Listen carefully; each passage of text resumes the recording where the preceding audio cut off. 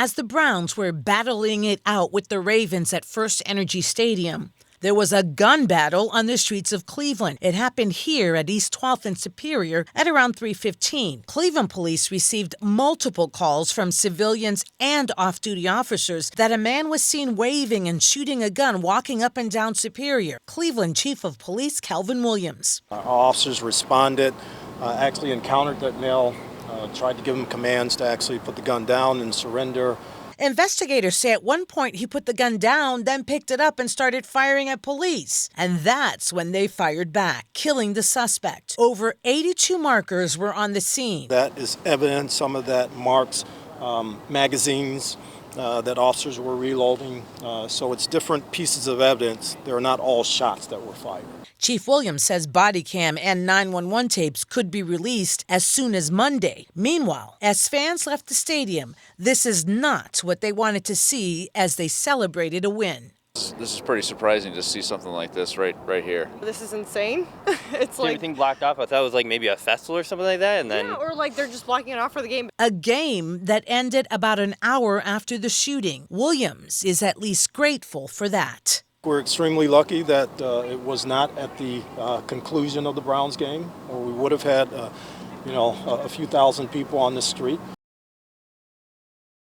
The room for more became just that, more. So that we have less people on our waiting list and can accommodate more people. Those who live on the streets of Summit County can now rely on more than just a shelter overnight. It's a more stable solutions for transitions back into routine life, hotels, all facilitated by the City of Akron, the Summit County Continuum of Care and Access Shelters. The idea is an expansion of a program that started at the onset of the pandemic. We noticed that there was an overflow of people sitting on the wait list for shelter beds. So what we decided to do was say, okay, let's do a reasonable accommodation. If there's no shelter bed available, we'll put a person in the hotel until a shelter bed becomes available. Now, more men, women, and children will have a place to call home, especially during the most frigid months of the year. We have not had a snowstorm like this in quite a while. Using a total of 8 rooms right now.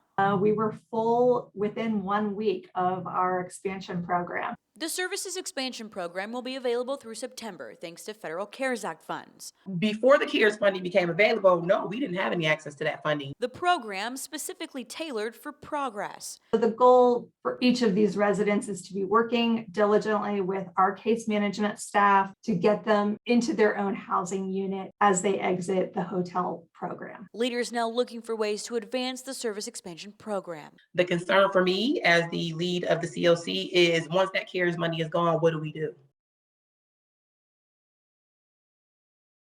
In Akron on Bowery Street, the noise is deafening. And it's the same at Cedar Knolls Apartments. Residents there leave after a second night with no heat. I had like a space heater, but yeah, it was pretty cold. Dominion Gas tells 3 News. Teams responded to an outage Saturday morning and discovered water in the lines caused by a water main break. This is a major problem, as up and down Exchange Street, dozens of crews work to restore service. The Akron Municipal Court will be closed on Monday due to the lack of heat and power at the courthouse. And all across Akron, there are outages. Up to 100 homes are still without gas. Brandon and his girlfriend. It's clothes that I kind of already had in my car, but I gotta go get more clothes so we can leave. Can't take another night. He says this experience has helped him understand the plight of the homeless. Because they're out here in this and it's really cold. I'd rather be in here than outside. The frigid conditions have been brutal for crews making the repairs. While their hands are cold, their hearts are full as they still take time to help Bria Wright and her 2 kids get out of a cold home. Well, I'm not mad at them. It's not their fault. In normal circumstances, football is big money. But during a 2-year-long pandemic, it's the biggest moneymaker in Canton. Just ask Kim Shapiro, owner of the TD Tailgate Grill. Her restaurant is a touchdown. Family-friendly restaurant, we've seen a ton of increase in traffic. Traffic from the thousands of fans wanting to see the state championships at the Pro Football Hall of Fame. And visitors are scoring at Taggart's. It's helped a lot having the playoffs down there. See a lot of new faces from out of town. New faces like Amy Carmen. It may be a long pass coming from Darkey County, but the long drive was worth it. Yes, so far it's been wonderful. Everything's been fantastic. And it has been fantastic. From the fans, the players, and even some security blitzing Canton for the high school state championship. I love that there are a lot of my friends here and we play basketball here and it's a lot of activities you can do here. 14-year-old Jalen Jones has been a member at the Boys and Girls Club on Broadway Avenue for several years. His favorite thing to do, by far, probably play basketball. There's just one problem for Jalen and everyone else at the club, though. The court is very slippery. So this gym has not had a major renovation in a number of years. The good news? Me growing up, I always wanted a place to go. I never had a place to go after school, so I had sports. That's the only thing that helped me out. Country music star Kane Brown, ahead of his concert at Rocket Mortgage Fieldhouse, decided to pay them a visit, checkbook in hand. There's no telling where I would have been staying out of trouble if I didn't have sports. So I love basketball, and we get to give these kids a new gym today, and I think it's amazing, and I hope they love it. Even though the 5-time Music Award winner isn't from Cleveland, he's been helping out boys and girls clubs across the country and will be funding a renovation to the gym here, including a new floor, audio and electrical work, backboards, bleachers, paint, and a new scoreboard.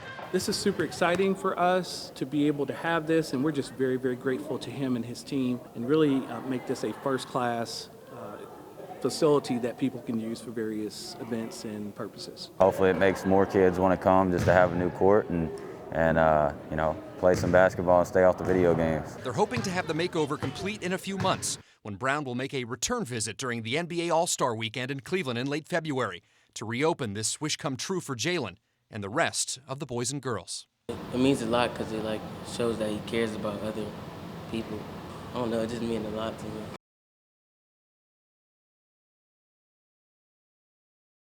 I also, before I begin, would ask if we all could please rise and stand and have a moment of silence for one of our fallen heroes, Officer Shane Bartek. In his final moments, Cleveland officer Shane Bartek fought for his life the only way he knew as a police officer. Investigators say this 18-year-old Tamara McLeod ambushed Bartek with a gun and demanded his car. Investigators say surveillance video shows off-duty Bartek trying to disarm the suspect, and he was reacting as a police officer. Jeff Fulmer, president of the Cleveland Police Union, says the city should honor him as a fallen officer. He says, quote, "We want this to be an in-the-line-of-duty death, and if the city of Cleveland is not willing to do that, we have attorneys ready to fight for Bartek's family." If Bartek was on duty, he would receive a funeral with honors provided by the city. But because he was off duty, Bartek's family is left making the arrangements. At Monday night's council meeting, they had a moment of silence for Bartek. Blaine Griffin, city council president, said, "We will look at whatever legal options so we can honor Officer Bartek in the best way possible." We called Cleveland Safety Director Kerry Howard's office, but he could not be reached for comments. McLeod has a long rap sheet. Court records show more recently she was wanted for aggravated robbery in Cleveland at the Happy Pizza on Detroit and for shoplifting at the Dillards in November in Strongsville, where there was a foot chase. And now she's accused of killing a police officer. Anthony Butler Jr. is also arrested and charged with receiving stolen property. Lydia Sparra, 3 News.